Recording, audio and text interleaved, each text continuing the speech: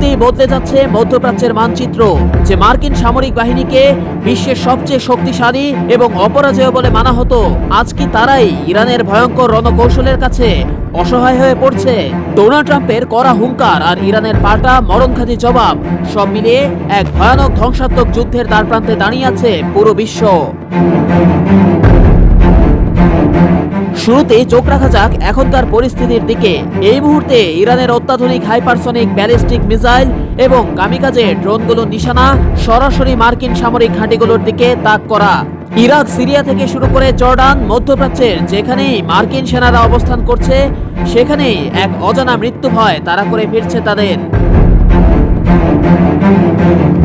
Trump প্রশাসনের সর্বোচ্চ হুঁশিয়ারি সত্ত্বেও ইরান এবং তাদের সমর্থিত দূরধর্ষ প্রক্সি গোষ্ঠীগুলো একের পর এক নিখুঁত ড্রোন ও রকেট হামলা চালিয়ে প্রমাণ করে দিচ্ছে পেন্টাগনের কোটি ডলারের রাডার বা প্যাট্রিয়ট মিসাইল ডিফেন্স সিস্টেমও আর শতভাগ সুরক্ষিত নয়।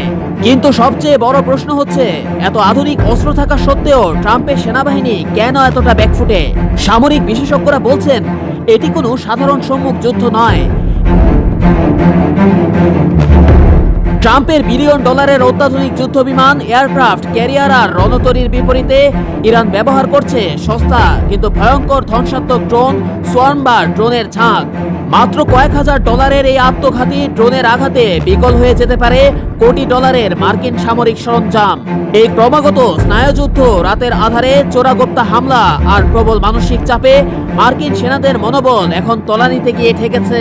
ট্রাম্পের জন্য এটি এখন এমন এক জটিল সমীকরণ যেখানে আক্রমণ করলেও বিপদ, আবার পিছিয়ে আসলেও সুপার পাওয়ার হিসেবে আমেরিকার বিশ্বব্যাপী সম্মান চিরতরে ধুলোয় মিশে যাবে।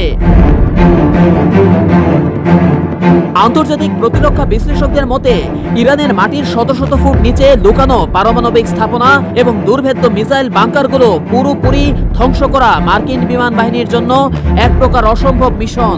ডোনাল্ড ট্রাম্প যদি তার বাহিনীকে এই আত্মঘাতী যুদ্ধে সম্পূর্ণভাবে জড়িয়ে ফেলেন, তবে এটি হতে পারে আমেরিকার ইতিহাসের সবচেয়ে বড় এবং চূড়ান্ত সামরিক ভুল। ভিয়েতনাম বা আফগানিস্তানের চেয়েও কয়েক গুণ বেশি রক্তক্ষয়ী পরিণতির শিকার হতে পারে ট্রাম্পের বাহিনী। মধ্যপ্রাচ্যের এই উত্তপ্ত পরিস্থিতি কখন যে তৃতীয় বিশ্বযুদ্ধের দাবানলে পরিণত হয় তা এখন আর কেউ নিশ্চিত করে বলতে পারছে না।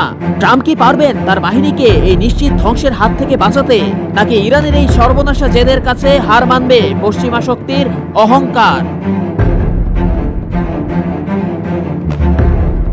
বিশ্ব রাজনীতির এই স্নায়ু শীতল করা যুদ্ধের সবশেষ আপডেট পেতে চোখ রাখুন আমাদের পর্দায়।